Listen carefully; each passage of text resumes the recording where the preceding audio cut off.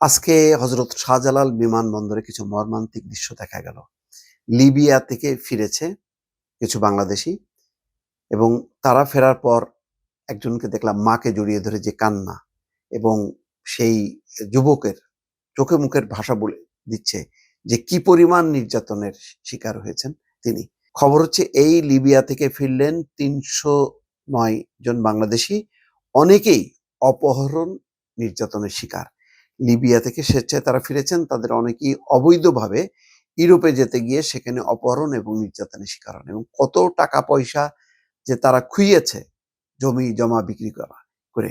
এই ৩০৯ জন নিয়ে এক একটা কিন্তু কাহিনী হইতে পারে। আমি জানি না আমাদের সাংবাদিকরা এগুলির পেছনে আগে যে পরিমাণ অনুসন্ধানী রিপোর্ট করতেন সেগুলি করবেন কিনা।